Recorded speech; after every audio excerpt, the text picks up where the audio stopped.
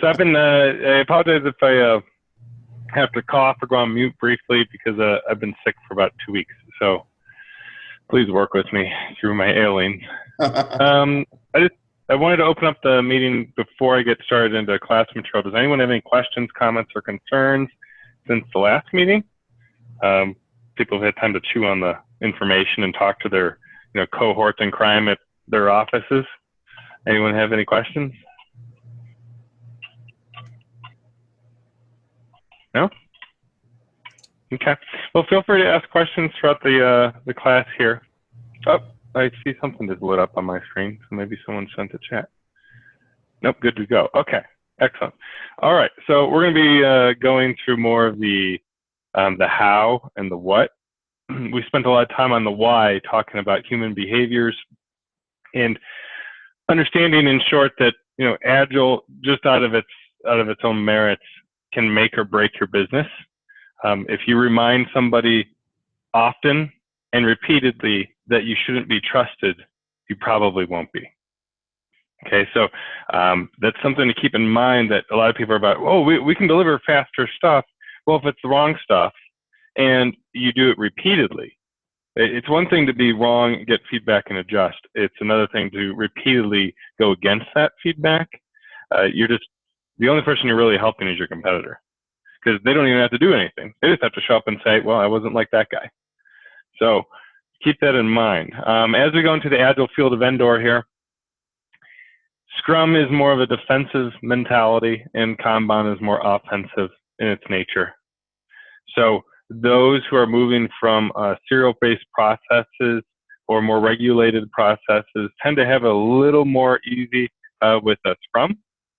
The reason for that is the meetings are prescribed. There's the actual Scrum Guide document. There's more Scrum classes available. And so you're closer to the wall of process, because there are processes in Scrum that are very prescripted. Kanban on the reverse, Kanban literally just means signage. So that being its only premise, unless you add something to it, like lean software development practices, XP practices, or others, Kanban by its own nature is just fluid. Okay, so working in that mentality is a lot different than working in a defensive, more prescriptive-based mentality. Now, we're going to be going over some of the pros and cons of both.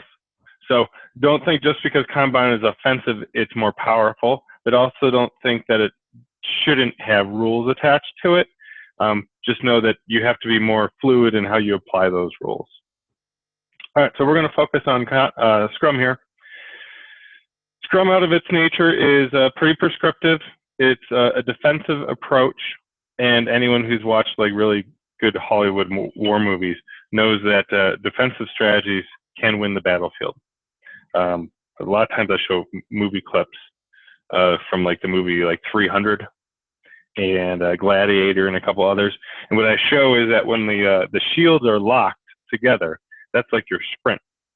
Okay, so when your sprint begins, you bring in a set of work in your planning meeting. You commit to that work as best as possible, knowing that it's like a weather forecast, that the weather can change, but you're not looking for a hurricane.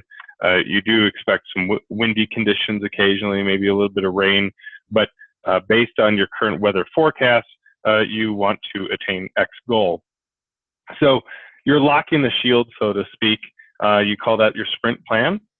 And if any enemy called like scope creep, or sales guy who wants to sell something to a customer, yesterday and forgot to tell you, your shields are locked, so nothing gets in unless someone is willing to negotiate to bring something out. That's one of the issues with Scrum, is that a lot of people don't follow that rule. Okay, so in all those Hollywood movies, anytime that the shield wall would come down, the army would be decimated. So consider that it shouldn't be hard to negotiate, and isn't that the key word, should. It shouldn't be hard to negotiate with someone to say, hey, my bucket is full of water. If you want to add water to it, guess what? You need to take something out, or it's just going to get all over the floor. And unfortunately, a lot of people don't believe that. So when they add stuff to the sprint without taking anything out, I mean, is that their way of saying you're just going to work overtime? Is that their way of saying, I never believed your estimates in the first place.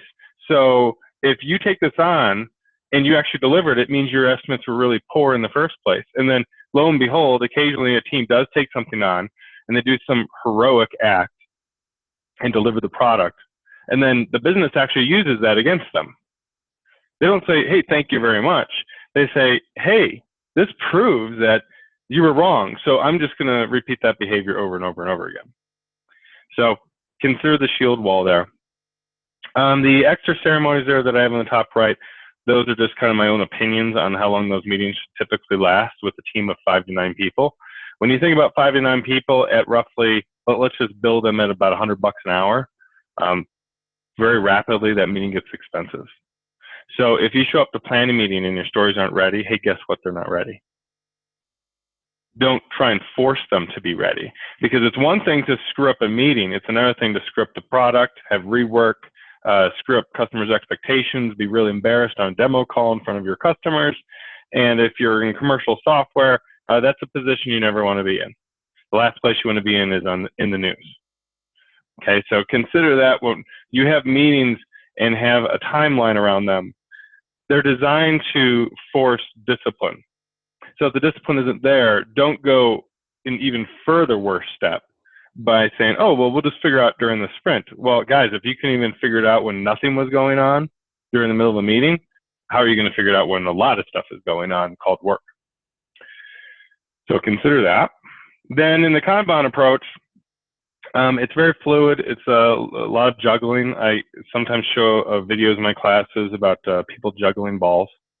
And what you show is that not how the one person's good, but how when you have a mixture of people juggling balls in the room, they all handle different amounts of balls. They can all handle the same amount. So that's true when it comes to whether it's dev versus QA or it's Java developer versus REST API developer. There is this idea that people have skills, people have disciplines beyond those skills, and just because one person knows Java and another person knows Java doesn't mean that they could theoretically handle the same amount of work. So you have to keep that in mind, and that's called the work in progress limit. There typically is a lane at the top of the board called expedite or emergency. Consider that your ambulance lane. When an ambulance is coming down the freeway, people don't just look out their window and say, are you sure you really want to get by me? They move over. There is this idea, and it's written in our laws, that regardless what the impact is, if an emergency vehicle is coming by with their lights and sirens on, you move. In fact, in Germany, on their freeways, if there is a traffic jam, everybody has to move to the sides of the roads. So the fast lane goes to the left, the slow lane goes to the right, and they leave this corridor right down the center of the freeway for emergency vehicles. That's their law.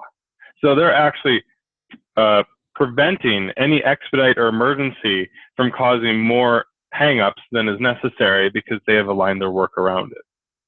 So that's something to keep in mind, is that the expedite lane can be abused very quickly because people just think things are important. It shouldn't be important. It should be almost life-saving, life-critical, business-critical. Okay, so the rest of the work is still prioritized from highest to lowest, but that expedite lane is only used for emergencies. Yep. Going a little further here.